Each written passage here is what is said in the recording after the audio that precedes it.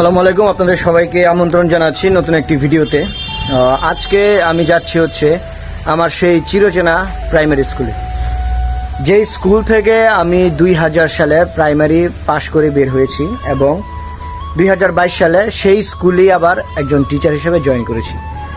কিন্তু এখানে একটা ইন্টারেস্টিং বিষয় হচ্ছে, আমি যখন স্কুলের স্টুডেন্ট ছিলাম তখন যে কজন টিচার ছিলেন এর মধ্যে হেড টিচার যিনি ছিলেন, আমি এই স্কুলে যখন টিচার হিসেবে জয়েন করেছি তখনও তিনি এই স্কুলের হেড টিচার।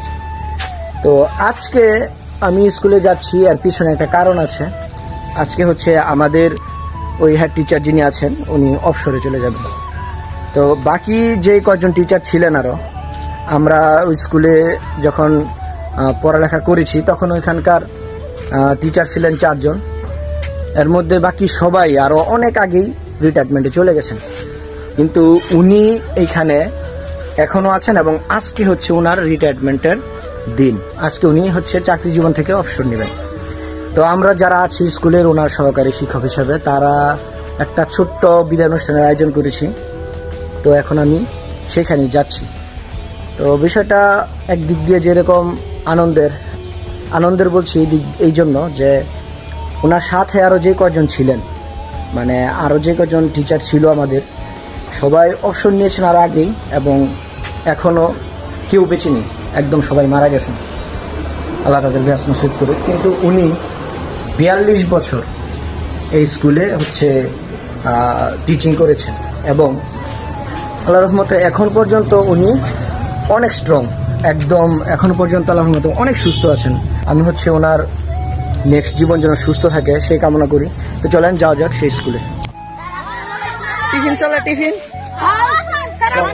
আমি প্রায়ই একটা প্রশ্নের সম্মুখীন হই, আমি পাবলিক ইউনিভার্সিটি থেকে পড়াশোনা শেষ করে কেন প্রাইমারি স্কুলে জয়েন করলাম?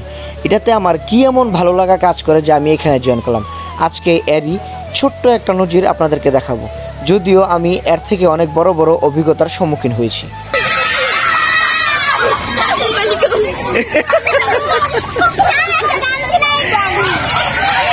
এই যে দেখেন, আমার স্টুডেন্টরা তাদের সব থেকে প্রিয় কাজ খেলা রেখে দৌড়ায় চলে আসছে আমার সাথে দেখা করার জন্য। ইভেন তারা রাস্তায় পর্যন্ত চলে আসছে যে স্যার আসতেছে। এইটার যে একটা ভালো লাগা, এটা আমার মনে হয় না অন্য কোনো জবে এই স্যাটিসফ্যাকশনটা আছে। আর এটাই হচ্ছে আমার সেই স্কুল, যে স্কুলে আমি পড়াশোনা করেছি। যে গাছগুলা আপনারা দেখতে পাচ্ছেন, মেহগনি গাছ, এই গাছগুলো আমরা যখন স্টুডেন্ট ছিলাম তখন এখানে লাগিয়েছি। আর এটাই হচ্ছে আমাদের একমাত্র বিল্ডিং। ট্রেনিংয়ে থাকার কারণে আমি এখন স্কুলে নেই, যার কারণে হচ্ছে আজকের এই প্রোগ্রামটা সম্পূর্ণ কষ্ট করে আয়োজন করেছেন আমার কলিগরা।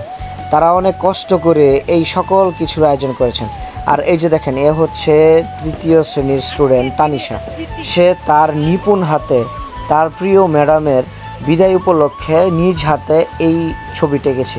ভাবা যায় কত সুন্দর করে সে এই কাজটা করেছে এবং সে তার ম্যাডামকে দেখানোর জন্য কষ্ট করে সে কিছু শারীরিক ব্যায়াম সেটা শিখেছে। যে দেখেন, সে পা দিয়ে হচ্ছে মাথা আঁচড়াচ্ছে এবং এই কাজগুলো সে সাবলীলভাবে এখানে পেশ করছে, তার মধ্যে কোনো জড়তা নাই। এটাই যে একটা টিচারের জন্য কত বড় প্রাপ্তি, এটা আসলে ভাষায় প্রকাশ করার মতো না। এটা নিজে যখন ফেস করবেন একমাত্র তখনই পাবেন। এই জব স্যাটিসফ্যাকশনটা অন্য কোনো জবে আছে কিনা সেটা আমার জানা নেই। তো আমরা হচ্ছে ম্যাডামকে আমাদের যথাসাধ্য চেষ্টা করেছি আমাদের ভালোবাসার বহিঃপ্রকাশ করার জন্য।